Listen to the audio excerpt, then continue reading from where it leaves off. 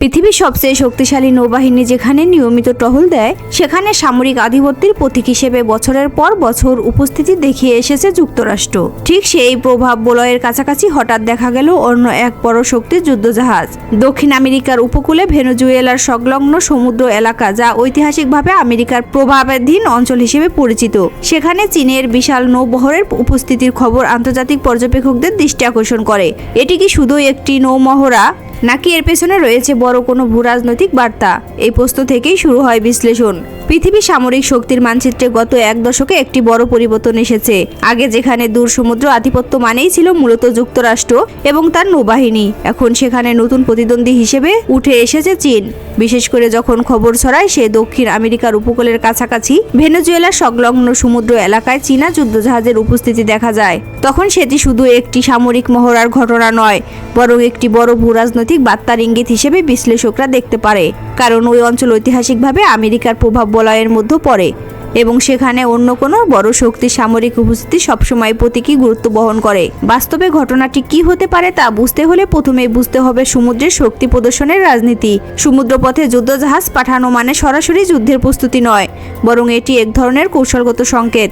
যখন একটি দেশ হাজার হাজার কিলোমিটার দূরে নিজের যুদ্ধজাহাজ পাঠায়, তখন সেটি প্রমাণ করে দেয় যে নৌবাহিনী শুধু উপকূল রক্ষার জন্য নয়, বৈশ্বিক অপারেশনের সক্ষমতাও অর্জন করে। চীনের ক্ষেত্রে এই পরিবর্তনটি বিশেষ গুরুত্বপূর্ণ, কারণ কয়েক দশক আগেও তাদের নৌবাহিনী মূলত উপকূলীয় প্রতিরক্ষা, কিন্তু এখন তারা আফ্রিকা, মধ্যপ্রাচ্য, এমনকি আটলান্টিকের দিকে উপস্থিতি দেখতে সক্ষম হয়েছে।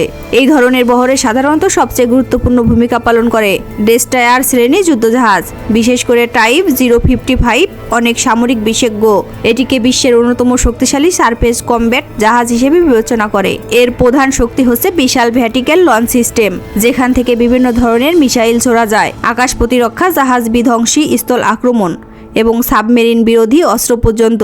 আধুনিক অ্যাক্টিভ ফেটস এর রেডার ব্যবস্থার কারণে এই জাহাজ দূরের লক্ষ্য শনাক্ত করতে পারে এবং একই সাথে বহু টার্গেট ট্র্যাক করতে সক্ষম। ফলে একই টাইপ 055 জাহাজ একাই ছোট একটি যুদ্ধবহরের সমতুল্য প্রতিরক্ষা দিতে পারে। যুদ্ধবহরের আরেকটি অদৃশ্য কিন্তু অত্যন্ত গুরুত্বপূর্ণ অংশ হলো সাবমেরিন। অনেক সময় বহরের সাথে সাবমেরিন দৃশ্যমান থাকে না, কিন্তু বাস্তবে তারা কাছাকাছি এলাকায় অবস্থান করে সুরক্ষা দেয়। চীনের পারমাণবিক শক্তিচালিত সাবমেরিনগুলো কৌশলগত দৃষ্টিকোণ থেকে অত্যন্ত গুরুত্বপূর্ণ, কারণ এগুলো পারমাণবিক অস্ত্র বহন করতে সক্ষম। আন্তর্জাতিক নিরাপত্তা নীতিতে এটিকে বলা হয় সেকেন্ড স্ট্রাইক ক্যাপাবিলিটি, অর্থাৎ শত্রু যদি প্রথমে আঘাত হানে, তবু সমুদ্রের নিচে লুকিয়ে থাকা সাবমেরিনকে পাল্টা আঘাত সম্ভব। চীনের নৌবাহিনীর আধুনিকরণের সবচেয়ে আলোচিত অংশ হলো তাদের এয়ারক্রাফট ক্যারিয়ার কর্মসূচি। বিশেষ করে নতুন প্রজন্মের ক্যারিয়ার ফুজিয়ার আন্তর্জাতিকভাবে অনেক আলোচনা তৈরি করে। এটি চীনের প্রথম ক্যাটাপল্ট লঞ্চ হিসেবে ব্যবহারকারী ক্যারিয়ার, যা উন্নত প্রযুক্তির প্রতীক। যদিও আকারে এটি আমেরিকার সুপার ক্যারিয়ারের তুলনায় কিছুটা ছোট, তবুও সামরিক সক্ষমতার দিক থেকে এটিকে অবহেলা করার সুযোগ নেই। ক্যারিয়ার সাথে সাধারণত থাকে ফাইটার জেট, রাডার বিমান এবং হেলিকপ্টার, যা মিলিয়ে সমুদ্র ওপর একটি ভাসমান বিমান ঘাঁটির মতো কাজ করে। এই ধরনের বহরের বিমান শক্তির মধ্যে J-15 ফাইটার জেট গুরুত্বপূর্ণ ভূমিকা রাখে। এটি ক্যারিয়ার থেকে উড্ডয়ন করে আকাশ প্রতিরক্ষা, জাহাজ আক্রমণ এবং স্থল লক্ষ্যবস্তুকে হামলা চালাতে সক্ষম।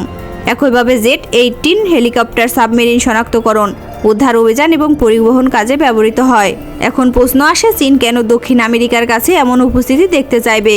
এর পেছনে কয়েকটি বাস্তব কারণ থাকতে পারে। সবকিছু মিলিয়ে বাস্তবতা হলো চীনের নৌবাহিনী এখন সত্যি এতটা শক্তিশালী হয়েছে যে তার দূরবর্তী অঞ্চলে যুদ্ধজাহাজ পাঠাতে পারে। তবে প্রতিটি খবর যে নাটকীয় বলা যায় তা সবসময় পুরোপুরি নিশ্চিত তথ্যের উপর ভিত্তি করে না। অনেক সময় সীমিত উপস্থিতিকেও বড় শক্তি প্রদর্শন হিসেবে তুলে ধরা হয়। তবুও একটি বিষয় পরিষ্কার, বিশ্ব রাজনীতিতে সমুদ্রের প্রতিযোগিতা বাড়ছে এবং ভবিষ্যতে এমন দৃশ্য আরও বেশি দেখা যেতে পারে। সেখানে সবসময় একক আধিপত্যের জায়গায় একাধিক শক্তি নিজেদের উপস্থিতি দেখাবে। এই কারণেই ভেনেজুয়েলার কাছে চীন যুদ্ধবহর সম্ভাব্য উপস্থিতি গল্পটি শুধু একটি সামরিক ঘটনা বর্ণনা নয়, এটি আসলে পরিবর্তিত বিশ্ব শক্তির ভারসাম্যর প্রতিফলন। আজকের পৃথিবীতে সমুদ্র মানেই শুধু জল নয়, এটি রাজনৈতিক, অর্থনৈতিক এবং শক্তির সবচেয়ে বড় মঞ্চলয়ের একটি। এই কারণেই ভেনেজুয়েলার কাছাকাছি চীনা যুদ্ধবহরের সম্ভাব্য উপস্থিতি গল্পটি শুধু একটি সামরিক ঘটনার বর্ণনা। প্রশ্ন শুধু একটাই, ভবিষ্যতে এই শক্তির প্রতিযোগিতা কি শুধু উপস্থিতি দেখানোর মাধ্যমেই সীমাবদ্ধ থাকবে, নাকি একদিন তা বাস্তব সংঘর্ষের রূপ নেবে? সময়ই তার উত্তর দিবে।